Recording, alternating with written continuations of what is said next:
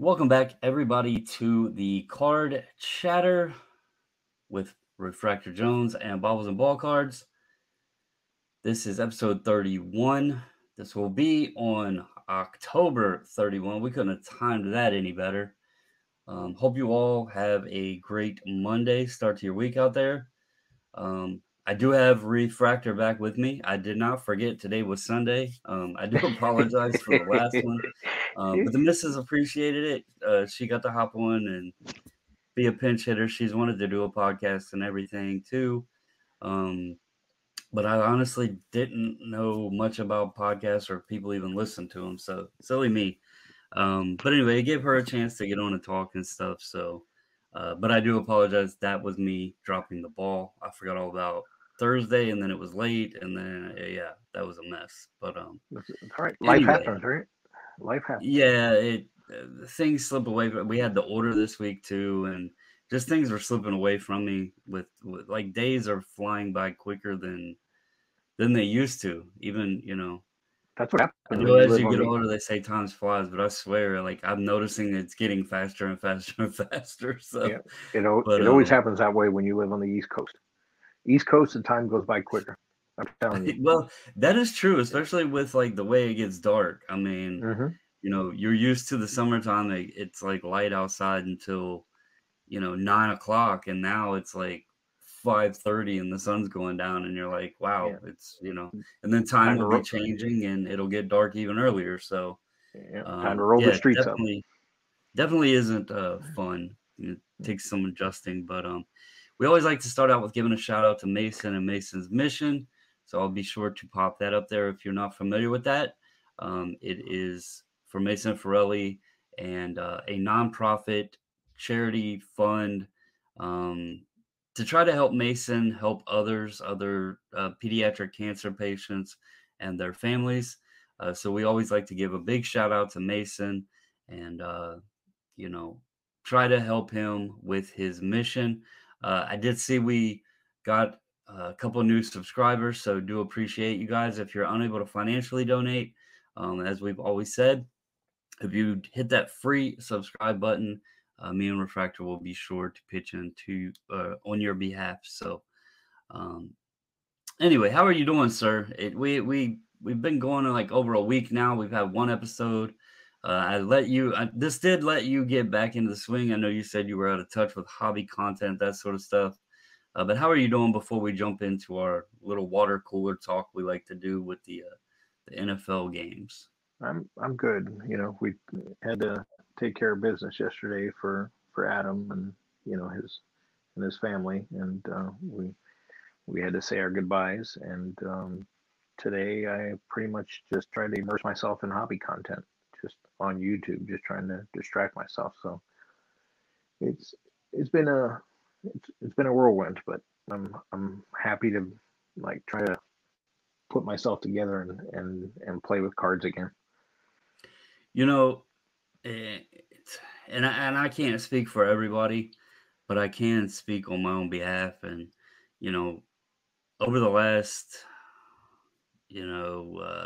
14 years of my life, there's been many bumps in the highway, so to speak.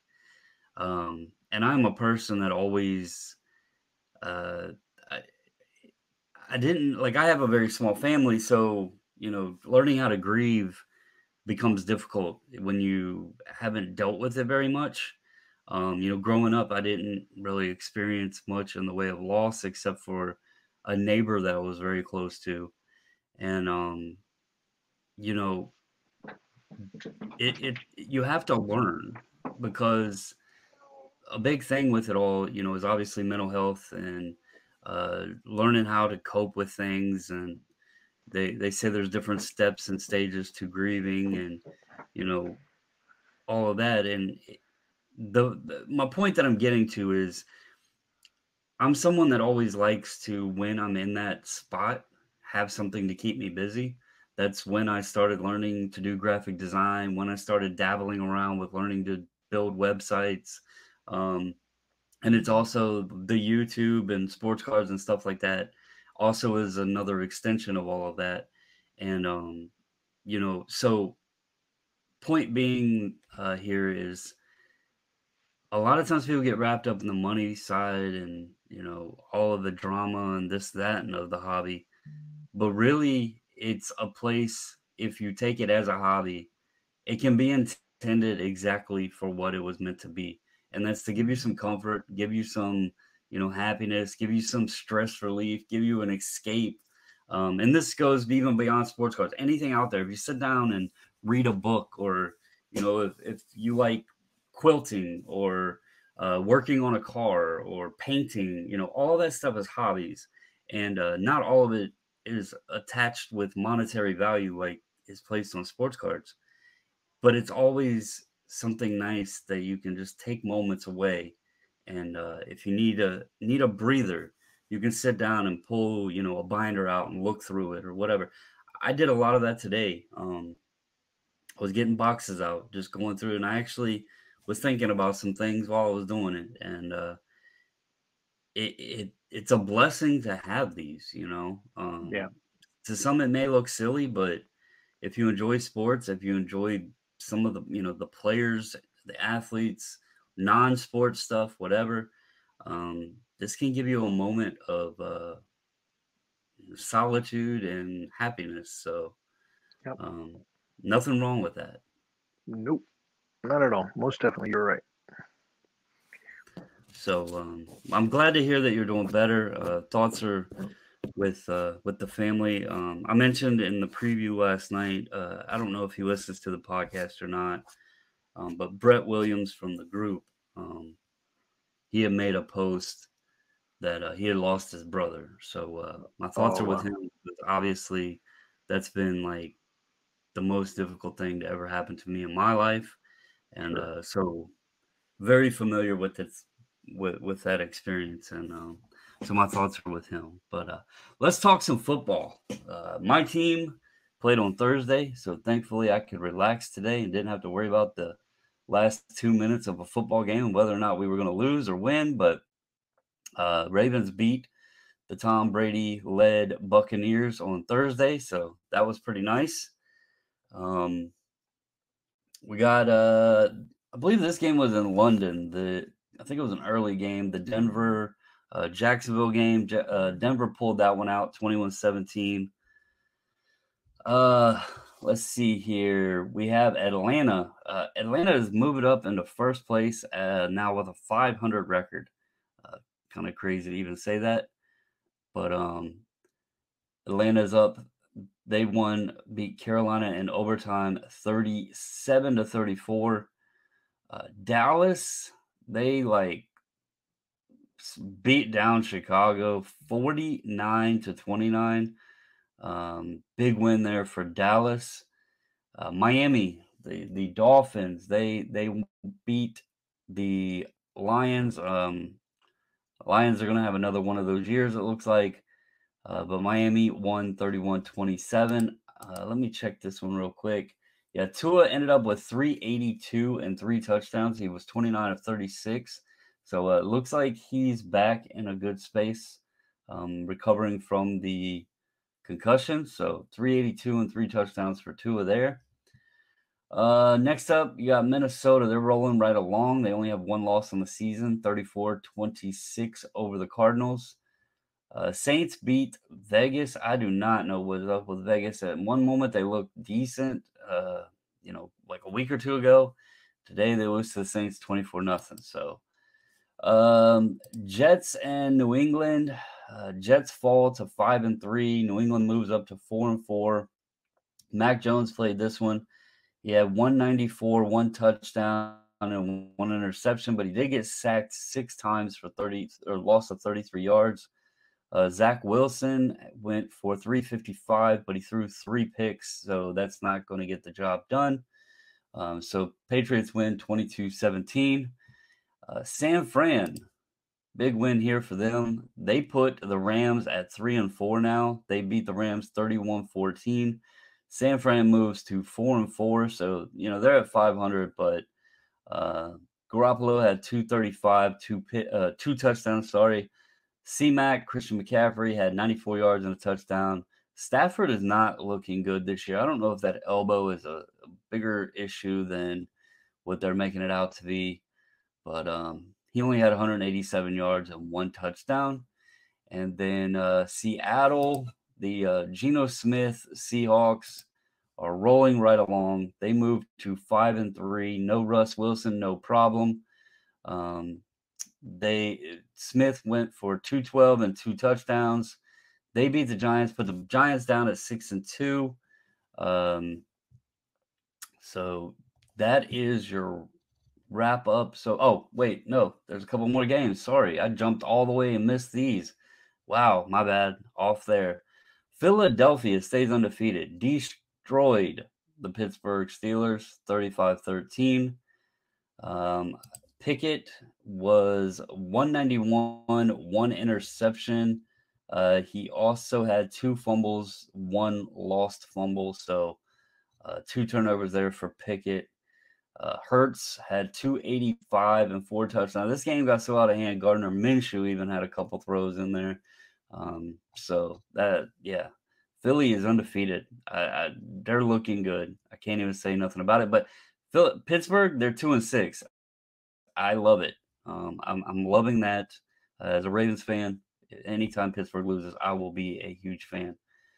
Tennessee, they won 17-10 over Houston.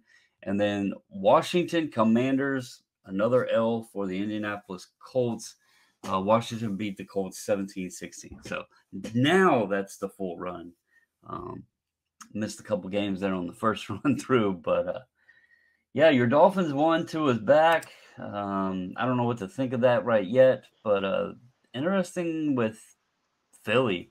I would not have expected Philly to be the undefeated team still, 8 weeks into the season. So very interesting there.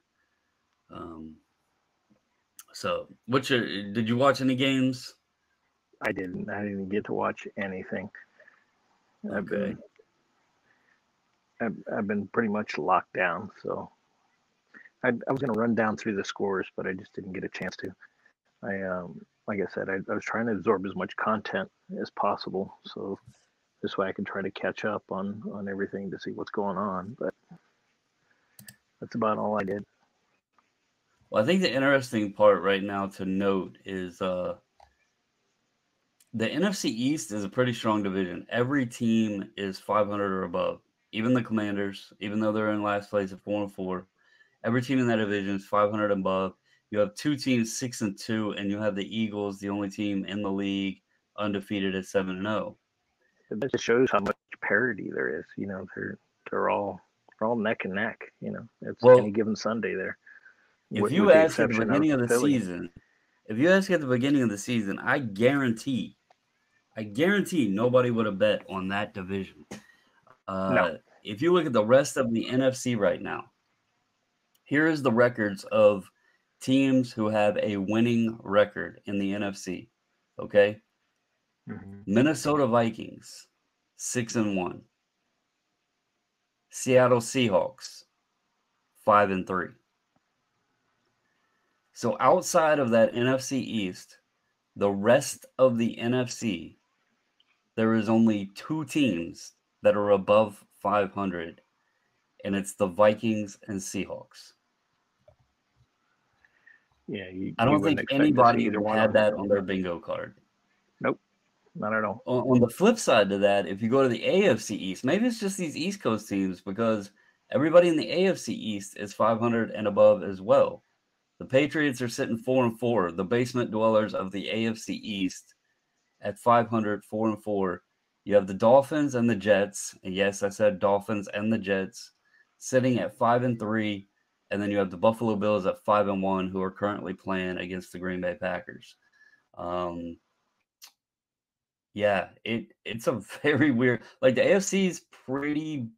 They got let's see. They have 1, 2, 3, 4, 5, 6, 7. They have 8 teams above 500. So yeah, the AFC's got some regularity, I guess you would say, to it with teams winning, and then you got your teams that are struggling as well. but the NFC is very interesting. So that's something to keep an eye on. Does the NFC Super Bowl team come out of the NFC East? I don't think anybody would have bet that. No. So Who's the game tonight? it's Green Bay and Buffalo. Green Bay, And Buffalo. as of right now, 6 minutes left in the first quarter when we're doing this. There's no score. So, all right. You said you caught up on some hobby topics. We discussed it a little bit before we hit the record button, so we could talk about this for a little bit. You brought up and mentioned the hot takes with loaded boxes. You said you had caught the information regarding, and I think we touched on this in another episode very, very briefly. We did. But you We said did. you had listened to the accusation, so to speak, that Panini is loading up backyard breaks, and so what did you take away from that, or what is your thoughts on that? Well, I mean, the big issue here is that they're pulling all kinds of monster cards, right? So if they're pulling all these monster cards, there's one of two things happening. Either they're getting these loaded boxes, hand delivered to them, or they're just cracking an enormous amount of stuff. And to crack that much stuff to pull what they're pulling is pretty hard to believe. That's the problem here. So, and the one thing I didn't see is a lot of people, even throw any kind of shade towards tops. And I'm a tops guy, so I and I play the field evenly. When I'm going to do the poo poo, but tops is, they're not guilty of this either. I mean, they've done this for years themselves. They've had Well, 93 finest loaded boxes. I mean, I've seen plenty of hot boxes. I've had plenty of hot boxes in my hand, knowing that they were hot boxes, and because well, they I were don't think it's so first off, Backyard doesn't open a lot of Topps product. And the main point here right, is that right. like people are pointing fingers saying Backyard's getting loaded stuff, but they don't open a lot of top stuff. On the flip side of that, you don't even have to go that far back to, I'm trying to remember what year it was, if it was 2018 or 2019, but there should be a very popular video on YouTube. I remember watching it when it happened. Um, or like the day it came out, people were talking about it. I went and watched the video. I didn't watch it live, but there was a museum collection case that I cannot remember what breaker it was, but there was a breaker that had a museum collection case, and those laundry tag 101s that they put in there. Yeah. If I remember correctly, there was like 8 or 10 101s in that case. Like Holy they were smokes. doing this break, and they were even surprised. They didn't know what the hell was going on because it was almost every pack they opened had one of those laundry tag 101s in it. And it Mhm. was just crazy. But mistakes happen, and a lot of these products that these big cards are coming out of, they're hand loaded boxes. Right. And um, you know, I talked to Carlos, who got with a rep from Upper Deck, and got a little bit more insight, which is kind of how I expected what he found out how it worked. Um, the boxes themselves aren't like, their cards and stuff are printed by contractors, Right. They're and independently then contracted out. They're subcontracted out. It's right, Tops hasn't been producing their own stuff for the longest time, and neither is anybody else. So right, and the way the Upper Deck Rex rep explained it, he's like, at the time that they're packaged, you would know, but then they're so mixed up that after that, nobody would have a clue of where these products are going. and that's Now, very you and mentioned, that's very true because everything looks the same. Once it's got a wrap on it, who knows? and So you mentioned like the amount that they're breaking. I will say this. I don't know how, like, I know how the backyard guys originated. They started on TikTok. They, they built a following on there, and then they started into the sports card realm and breaking and that sort of stuff. And so it doesn't surprise me because of the followers they had on TikTok that it would be, they knew how to build a brand, they knew how to build a following. So that doesn't shock me at all. I'll also say the breaking world within Whatnot has exploded, I think, bigger than anyone ever expected. And they are the biggest people on that platform. Mm. Um, I mentioned it at the Chantilly show. I was hearing people talk about they were looking for inventories because they're now, instead of selling on eBay, they're selling on Whatnot. You know, uh, Obviously, I personally know a breaker, and I've had conversations with them about like pricing of the product and allocations and stuff like that. And they used to move a ton of flawless, a ton of NT, but now with prices and the way the distributors are doing it, they can't even get their hands on as much, and when they do, it's tough to break it.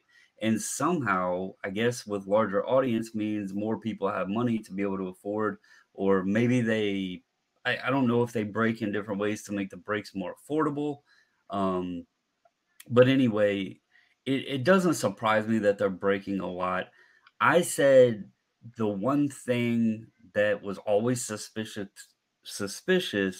to me was the LeBron triple logo man.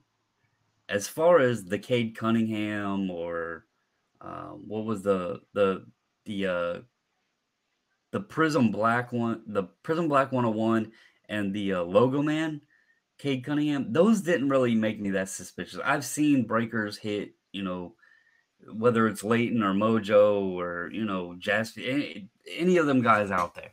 Um, you know, pre boom, pre pandemic, you had the breakers that were the larger guys, Mojo, Jaspys, Leighton, Platinum, um, who else? There was probably 5 to 10 guys that 10 breakers that you knew were the bigger breakers, Mm. and it wasn't uncommon if one of them was hitting several big hits or several product hits, just because they So were the many of ones each guy. breaking. I mean, it doesn't matter. You know what I'm saying? Let's just say Tua. How many 101s does Tua have? Right, exactly. You know. And that was the other thing, though. You bring up a good point there. Back then, there wasn't as many of them, you know. So today, if you're pulling, 5 Mac Jones 101s, okay, well, you just pulled like what, 1% of the amount of 101s he has. Who cares, So I don't know. Could it be happening? Sure. The other side to it is I've wondered, what benefit does this do for Panini? Like, that's the question. Like, if they are literally loading boxes to one breaker, I don't know what the benefit is because they're selling the product, whether those cards are hit or not. And they're making the same amount of money for that product, whether those cards are hit by them or someone else. Why would you want your audience saturated to only one breaker? Like, I don't know how that gives you any sort of benefit. I would think you want people, you want people spending money at several different spaces. That way it's growing, If this guy is breaking, let's say me and you are going out and we're chasing, I don't know, we'll go with Topps product, a Julio Rodriguez logo man, and we break with breaker A and they don't pull it. Well, then we're going to go, if we want it bad enough and we're rich enough, we're going to go to breaker B, pay them, see if they can pull it. Then we're going to go to C, see if they can pull it. If you keep condensing and loading and stacking one breaker, then you're cutting out the audience from many, many others because then you're putting this image in that only those guys are going to pull these cards. Like, why would we go pay breaker B, C, D, E, or F if we know that A has all the good product. No, you're right about that. But in Panini's defense, it doesn't behoove them to honestly just support backyard breaks. They would want to legitimately spread the wealth. The more their Exactly. name is out there, the better off the company is. Free advertising is basically what it is. So, and of course, you want advertising from all different avenues versus just one. Well, and the other side to it is bringing anything like this up and even making not only the people in the hobby suspect it, but if you have LCS starting to suspect that all the product is going to one breaker, then they're going to start wanting to order less, and then those people going to those LCS are going to stop wanting to buy less, and then you're going to wind up making it more difficult unless that one specific breaker is buying all of your product up. You're making it harder on yourself to sell product because people are going to want less and less and less of it the more suspicious they get. Right? Are you gonna go? It's just like, are you gonna go to Walmart or are you gonna go to Target? That's basically what you're saying. Yeah. you know. So there's no difference there. So it definitely doesn't behoove them to actually say, hey, let's load them up. But do they create hot boxes? Absolutely, without a doubt they do, and that's every manufacturer. Oh They yeah. can lie Yeah. to you, and they can lie to you and tell you that they don't, but 100% they do. And I know for a fact Tops does, because like Oh, I said, I've held plenty of them in hand, and most definitely. I There's so broke them. much stuff printed that to make it equally collated, equally like equal monetary value, like it's impossible. There's going to be boxes that are absolutely massive boxes, and then you're going to have the biggest turd dud boxes out there. It's just the way the hobby is. So that doesn't shock me at all.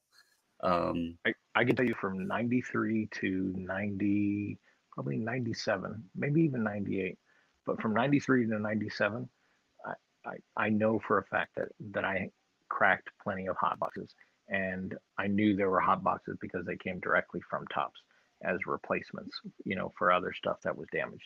Tops had a right. real issue with a lot of their foiling, and the way the top of the packs would seal when they would press and it would go through the machine. It would leave It would crimp the the card. yeah, it would leave the sawtooth marks on the cards. So I remember I sent a ton of stuff back, and You know what's I funny just about that? what's that?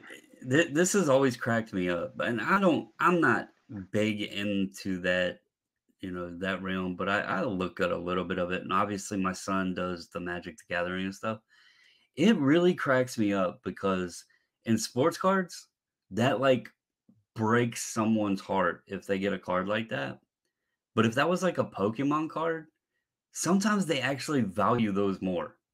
Like a miscut or, a factory defect, they look at it almost like we used to do back in the 80s and 90s when there was like errors and stuff. They just look at them as manufacturer errors. And that's always like intrigued me how we're both collecting cards. It's just one is of athletes and the other is, you know, video game characters or whatever. But looking at the way the cards are in two different ways, even though that both collecting communities grade cards too, so that's always been interesting to me. So I know you mentioned the tops thing, and I brought it up a bit before we went started recording. There has like there wasn't mention of Tops with Backyard because they don't really open a lot of Tops product. But there was some stuff going around. I haven't seen anything recent within, I guess, the past couple of days. So I don't know if any more have popped up. But there were several, we'll call it marked packs. They had like little red marker spots on the silver foil packet, the packing I of did see the that. Bowman Sterling packs. And Right. there was a lot of videos going out there. Oh, now, here's proof, Tops marks packs, manufacturers mark packs, this and that. And I just want to point out, this is my take on this. I didn't do no video on it. And quite honestly, it does not surprise me at all. Um, those boxes come in a single hobby box with 5 smaller inner boxes inside of them, and then the foil packs are then packaged inside of those 5 inner boxes, and then obviously the main hobby boxes are then packaged inside of a case. So you have multiple layers that have to be opened before you ever get to the foil packing that has the red mark on it.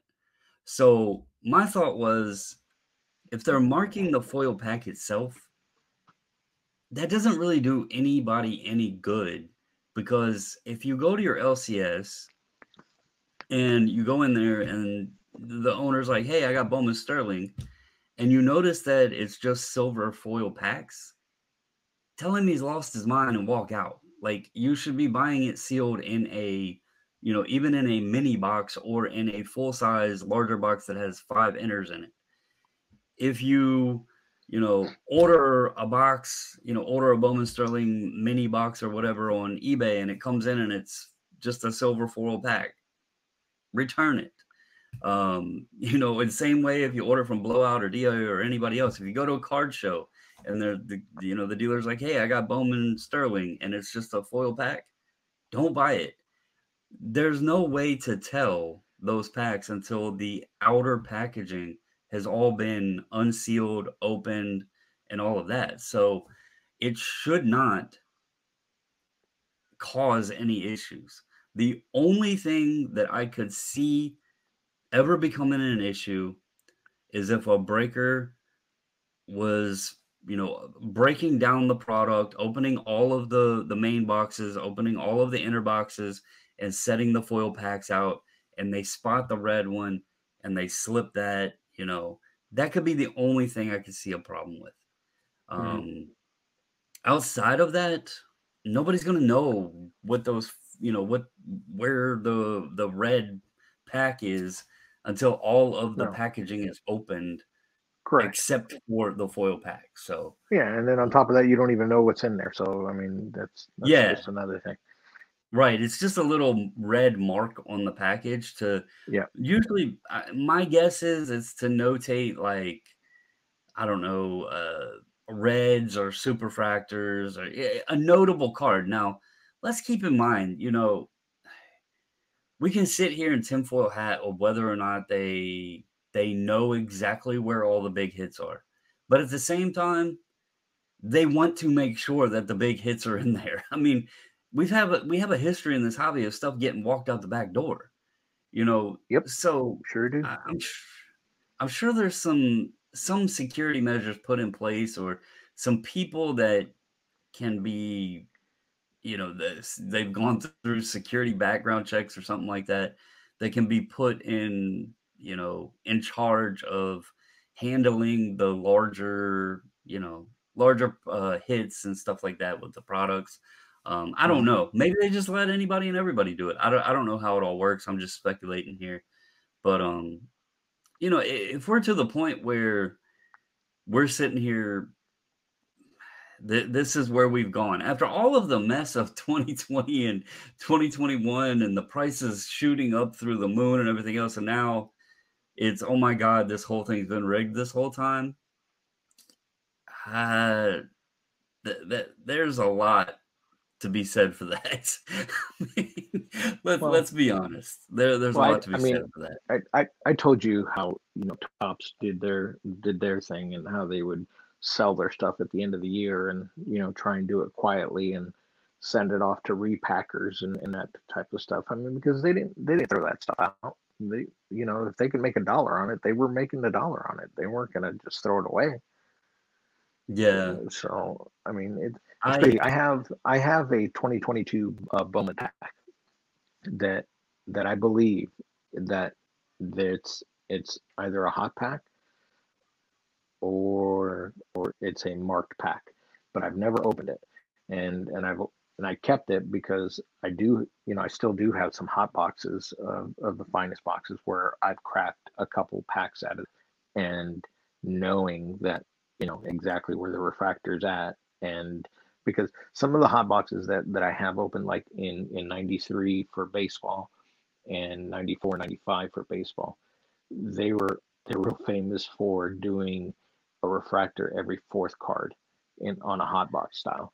And then Wait, but there was levels of hot boxes, so it wasn't all just okay, hey, you got a hot box, there was well, I levels of mean, hot look, boxes, because I've I I've actually opened a box where every card has been a refractor, every card. well, people need to understand too. There's another side of this people need to understand. If you open a box and you mentioned Bowman, so let's say you're prospecting and you open a box of Bowman, a hobby box of Bowman Chrome Baseball. Hmm. Every single one of those boxes, the autograph card is going to be in the same spot. A Right. jumbo is that has like multiple autos in the box.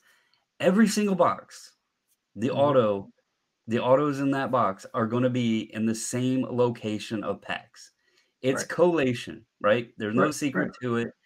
You Right. can figure out the pattern. You can it's normally like three. Don't quote me on this, but it's like three packs up from the bottom or whatever. You know where the autographs are.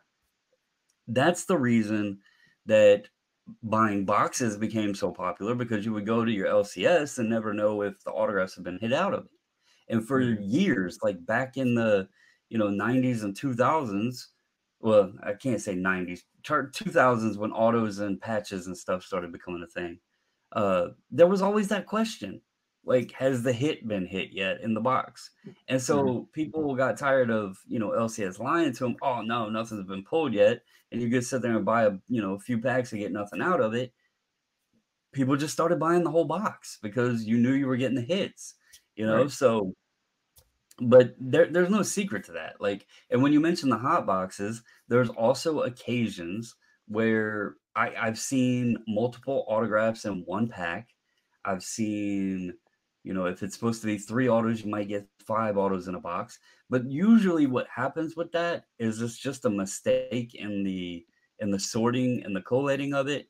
And Hmm. like the next box will probably be missing the autographs that were contained in the previous box, what have you, if Correct. they Yeah. were Yeah. And packaged in sequence. But yeah, and that's um, happened. That's collations. right, right. That and it's machines for the most part that's doing a Hmm. lot of this stuff. So Hmm. Yeah, but it's no surprising. when you're getting see, this is the big thing here. What I'm saying, Bubbles, is when you're getting these boxes direct from the manufacturer, and you start cracking them and you see that they're hot boxes, you know that these boxes were put together for that specific reason, to compensate people for at the time when they used to care. I mean, I know Tops did. Tops, Right. their customer service was fantastic in the 90s. I mean, like Well, I 90, can tell you like now nine. it's not. No, of course not. Of course not. I know it isn't. It's garbage. I Like the 96 finest. I can. This one was one of my favorites because the Griffey in that is fantastic. Where he's running, it's got the pose of him running, and I remember opening that stuff, and I found like five Griffey gold refractors in one box, but every single pack had a gold refractor in it. So it was crazy. But of course, that box came directly from Tops as a replacement for my damages. right. So, But I so mean, stuff in at the the same wild. time though, they weren't selling you that box. That's just a Correct. No, that's what I'm trying hey, to say, though. here's a we screwed up, and Correct. take this as an Right. apology type thing. Right. Yeah. Which I mean, People don't know what a hot box is, because those were hot boxes. I mean, yeah, those 100% legit were hot boxes. yeah, and those have existed. I mean, for years. So none of this stuff surprises me when you see the oddities, or a box that comes out with a bunch of big hits or whatever, a prism box that has a gold out of 10, and then maybe some other big card in it. I mean, that's the way the hobby rolls. Um, think of it as we've referred to this before, the gambling aspect in sports cards. Think of that as the lottery ticket that has like the $10,000 hit instead of the $100, hit off the $20 scratch off ticket. Because that's essentially what it is. It's going to happen. And now it'd be cool if it happened more often, but we can't get too greedy, right? Um, so I mean, we um, could, but I I, mean, speaking on Topps customer service a bit, I actually almost put a video out over on the Bobbles channel. I've since deleted it, but I recorded a conversation with a Topps customer service rep that I had, and I was so ticked off coming out of the conversation. I I was very cordial during the conversation. I did let them know that I had recorded the conversation. I live in Virginia, which is a state that is only what do they call it? Single knowledge for recorded conversations or whatever. So as mhm, long as I know that it's being recorded, that's legal to record a conversation or whatever. right, Um, but I did sure, tell him, I was like, hey, just for your information, I recorded this entire conversation.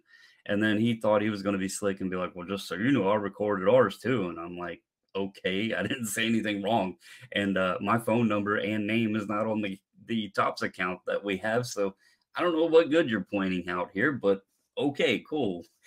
It was like he thought he was threatening me or something when my phone, all the accounts in the missus name, she set it up for the Montgomery Club. So it is what it is. But no, I was calling to inquire, and I don't know if you know this or other listeners know this.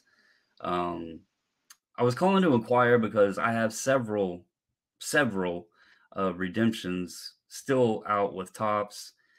Some of them are from 2021 Bowman Draft product, or not Bowman Draft, sorry, Bowman Chrome product. Um, some are, not quite as long, but from the Series 1 2022 Tops, the Wander Francos, that we hit out of that, the 87 design Wander Franco auto. But I have several autographs, redemptions just sitting there pending.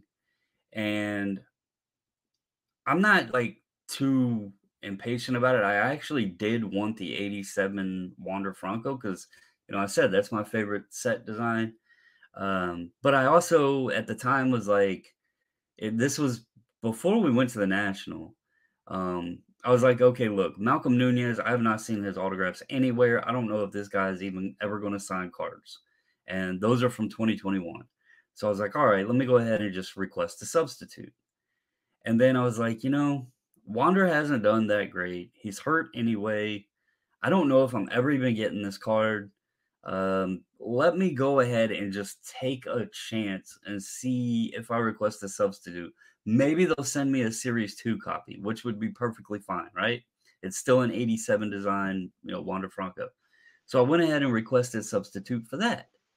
Well, I've still been waiting, and I thought that, like, if you requested a substitute, that would, like, expedite the process, and they'd be like, "Okay, here, take these. Thank you for choosing Tops." Well, I called the guy, and he first explains, which I knew this, that there's no timeline on how long it'll take them to fulfill redemptions, which I knew that. I expected that. Um, but then I asked him because of me requesting the substitutes, and he proceeds to tell me that uh, Topps reserves the right to deny your request of substitutes, and that you just have to basically sit and wait. And so that was a little shocker to me. Um, did not expect that answer. I thought maybe he could, like, give me a little bit of, maybe a estimated expected time or something like that. And then I also proceeded to inquire about the Montgomery Club complete sets because I hadn't heard anything about those. And the answer I was given for that is check our social media postings but yet there was nothing on social media. So I found that quite interesting as well. But yeah, their customer service is something to be had now. So, but anyway, Well, did you see that there was somebody, I think it was on Sports Card Radio, that somebody ended up getting some type of replacement. They got some 3 garbage packs or something for a Shohei oh yeah, autograph that I seen it on redemption. card porn. Yeah, Is that what it was on? Okay. yeah, I seen it on Yeah. card porn. A guy had like a red rookie refractor auto Shohei Ohtani. There's more to that story. I don't know if you've seen the owner of the redemption. I Mm-mm. don't know if you've seen his reply to it, but he gave No, I didn't. more information to the story, and it gets even deeper than just a crappy, uh, you know, packs and yeah. A He said Paul he had been Gold, trying to redeem it. a Paul He said he'd been Goldschmidt. trying to redeem it since 2019, and don't quote me word for word here because I may be forgetting parts of the story, but basically it goes, he started in 2019 trying to redeem the card. It got sent back to him because the place that he was shipping it to, it kept saying that there was nobody there to accept the package. Um, so there was like when they were trying to deliver the redemption card, apparently the address there was nobody there. You know what? So it got shipped. Hold on, let me cut you off. I know exactly what happened there because this was a Tops issue in the past. Tops would have fulfillment centers. They wouldn't do the fulfillment themselves. They would have fulfillment centers actually do all their redemption stuff and replacements and that type of stuff. So if the fulfillment house is not holding up their obligation on their end, or whatever has fallen in between Tops and that fulfillment house is the issue here. You understand what I'm saying? So it's because it's not even necessarily that Tops is the one that's doing the redemption themselves, because it could not even be in house. Because I know of the way it was done in the past is that they had fulfillment houses, and X, Y, and Z would do these redemptions for this, and A, B, and C would do for these redemptions, and that's where they would try. Optimally, they would want to do it all out of one location, but I know they've used multiple locations at the same time if they've had to, just so they don't Yeah, I'm confuse all trying the to. product. I pulled trying to pull it back up here. Anyway, this was a long process. It basically said he tried sending it in. It got sent back. There was nobody there to accept the package. He wound up getting in touch with somebody in customer service. I think he wanted to say the VP, and they told him to send it back and he gave him a different address. He sent it in. They said they were personally going to take care of it. He waited like another year. Um, didn't hear nothing back. He contacted them again. They were like, "Oh, we'll get on to it." This has been going on since 2019 with many different scenarios and issues. Like this isn't just a matter of he redeemed this, had to wait 3 years, and now got 2 opening day packs, a heritage pack, and a Paul Goldschmidt auto. This Mm-hmm. was terrible. You mentioned the fulfillment. It is the address where that was sent to him. These packs. It's Topps Consumer Fulfillment. So it was a fulfillment center that sent this little care package, Yeah. but the point to this is not necessarily what he got back. What's more concerning is this wasn't like an expired Shohei redemption. This was it's actually Diamond Icons. I thought it was the Bowman Chrome. So it's a diamond autographed card, red parallel. That's a 1 of 1. So Right. I thought it was the Yeah, it's a red big Bowman card, man. Chrome. What's that? That's a big card. I mean, there's no doubt about it. Yeah. And and Yeah, again, see that was a 1 of 1, the these from Diamond fulfillment centers, Icon, so they truly have no idea what a card is, or the value of it. They just know that they have this card, and this card, and when this card gets redeemed, that redemption comes in, that card goes out. That's it. And then This when the redemption period's over, they're obligated to send all that stuff back out or destroy it. One of the two. So the expiration date on this was July 31st of 2020, and I can't find the guy's the original owner's comments on here. I seen it the other day, but I'm not able to locate them now. For some reason, Instagram doesn't always show me all of the comments. But I do know for a fact he said he originally was trying to get this redeemed in 2019. Now, one interesting thing to note on this, I don't know why he mailed the redemption card in. I don't know why he didn't just scratch it off and do it online. So that part didn't make much sense to me, but anyway, yeah, crazy story. I mean, Paul Goldschmidt, he's a great player, but I don't know that a napkin relic Goldschmidt sticker auto, and like this is not even like this was 2020 opening day. It's not even good opening day. I mean, I guess you could pull the Lewis Roberts short print, but I'm trying to look at the Like I packs. said, those fulfillment houses, they don't. I One, think they they're don't care. retail packs at that because I don't even see the hobby Yeah, logo they're on the opening day packs. So it looks like some retail opening day packs, 2 retail opening day packs from 2020, and then it's a 2021 that has to be Heritage, I believe.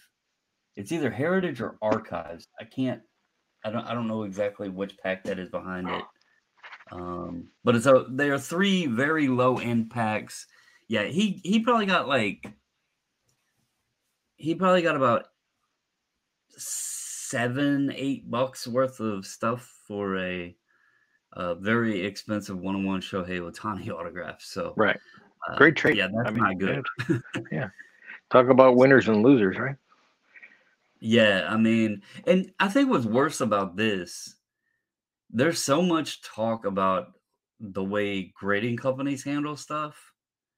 This was the actual manufacturer.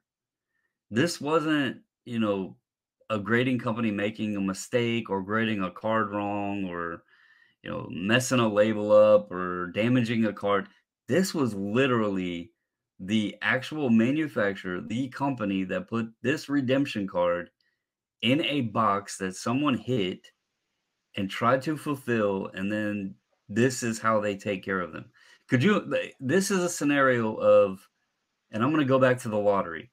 Imagine hitting, and they had it estimated at like $70,000 to $75,000. Now, I will say something though. This owner said the story's weird here because this thing here said Topps owes me a $75,000 redemption auto of 2018 Shohei Ohtani to 5 rookie card red auto.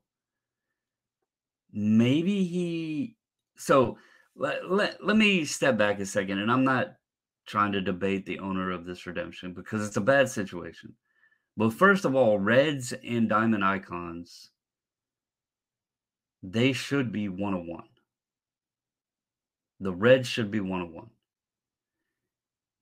Secondly, I don't know that that card was $70,000 in 2018 because Diamond Icons did not have a ton of value for the longest time. And let me just check on that.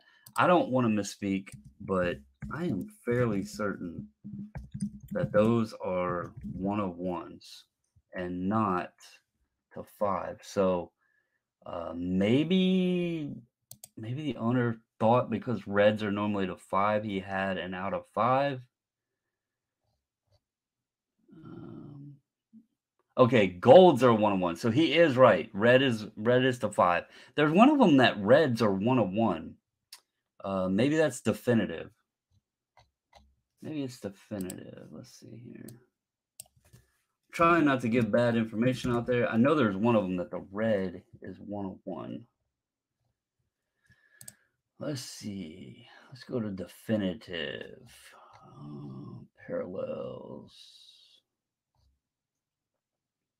Okay, yeah. Reds and definitive are 101. Diamond icons, golds are 101. All right, so I was incorrect on that. That is to 5. The $70,000 price tag though in 2018, that would have been interesting. I don't know. Man, I guess it's possible. I don't know what it would have been 70,000 in 2018, or even he said he tried to redeem it in 2019. It definitely probably wouldn't have been in 2019 because Otani was like hurt. Then 2020, obviously, you had the pandemic year. But the point to all this is, I'm getting off track here. The point to all this is Top screwed up, and it's definitely worth more than some packs and a Paul Goldschmidt. So I'm curious, but who does this fall on now? Well, If you have Topps. Fanatics owning now, does this fall on Fanatics or does this fall on Tops? Because this was before the Fanatics regime. If they assume the company, they assume all their liabilities also. So you would put this on Fanatics instead of, I mean, I guess Tops Well, is Fanatics. they I are. don't know. So that's what It's I'm like one saying. of those weird things. Yeah, I mean, you can't take over something and not accept their liabilities. Same thing, just like PSA. When Right. when the new regime came in, they assumed all their mess, and they've had to start cleaning up. So, I that's guess why I gave them that pass. what I'm more curious on, do you put this on as this being Fanatics' approach to taking care of a customer, or do you think this was a Topps approach, but Fanatics is responsible now? Do you think this is what we're gonna basically, do you see this as being the service we're gonna get now that Fanatics is in control, or do you think that they'll clean this up a bit and start handling things better? Because I'm gonna give you my take real quick before you even answer this. I think Topps has gotten worse since the licensing was obtained by Fanatics and since Topps was purchased by Fanatics. I've noticed that I've talked to some folks. The retail wax seems to have gone up higher than even what Panini has risen theirs, just simply by what I've seen Chrome Mega Boxes go up on. Um, so I'm actually concerned with Fanatics owning Topps. People thought that they were going to clean the hobby up, make things better. I am more concerned they're going to actually make things worse. And if they do, in fact, we still haven't heard anything about it, but if they do, in fact, buy Panini, I think things are going to get very bad. I don't see anything getting cleaned up. I think it's going to be how can they make the absolute most money possible. And then we're going to have, and not to poo poo on PSA, but we're going to have two of the biggest companies and, the manufacturers and everything of this entire hobby basically not caring very much at all about the customer and more about how much cash they're stuffing their wallets with. Well, that's why people don't like monopolies, so Bubbles, because then nobody competes. When you don't have to compete, then means you don't have to work for it. So, Right. and you don't have to cater to your customers. As far as the fulfillment house goes, they're probably going to have to review the situation and address it and say, hey, okay, look, we probably need to handle this differently with going forward with fulfillment houses. But because the contract was already done and made with the fulfillment house prior to our acquisition of Tops, we have to allow them to complete the fulfillment. Once that is done, then we can terminate it and move on to another fulfillment house of our choosing, or if we want to do it in house ourselves. So there's a lot of little stupid things that are in play that people will sit there and say, well, come on, you could do better. Yeah, they can, but unfortunately, once you know you have a contractual agreement and you subcontract stuff out, you basically have to go sue somebody because failure of their contract, and then to try to clean things up. And even then, the only losers are the consumers. They're always going to be the losers. Right. Right. And this is kind of, I don't want to say This is an example to where everybody really needs to pay attention to it, and I'm even guilty of it at times. These companies write all of these policies and terms and services and this, that, and the other, and make them long and boring and drawn out and using all these technical words and confusing statements and everything else in there to try to wiggle their way to where pretty much anything they do, they can't be held liable for. And as a consumer, a lot of times we see that list of things and we're like, screw that, accept or whatever. We go along with it. We don't care. But then when something like this pops up, then we're not as aware of the terms of services. And then they fall back and be like, oh, well, section 432, article 1946, it says this. And they're then covered. So Right. although there is a lot of stuff there and the words get smaller and smaller and smaller the older we get, we do need to take a moment to keep up on those kind of things, because then we're kind of like putting ourselves in unprotected territory, and they're covered and we don't even realize it. So um, I, I think this has been a good conversation about regarding many topics, just with the manufacturers themselves. I'm glad to have you back. Glad to hear you're doing good. Good to be back. If you get a chance, I don't know if you watched it, but we can lead this into maybe a teaser for the next episode. Um, Neo, he did a video interview with the visionary, I think it was the visionary officer or something like that, with Beckett. Oh, And okay. I don't know if you watched that yet, but we No, don't hear a lot from Beckett. And so I'll suggest that one if that's one you wanted to catch, and then maybe we okay. can check that one out, in the next episode and get your thoughts on what he says. And I know you know Dr. Beckett, and you used to help Beckett out with the pricing and all of that stuff. So we don't hear a lot from them. I thought the guy did an okay interview, but I'd like to get your thoughts on that. And maybe I'll give you a chance to listen to that, break that down, and we can discuss that in the next episode for everybody. All right. It sounds good. Most definitely. I'll check it out, and then we can break it down. All right, man.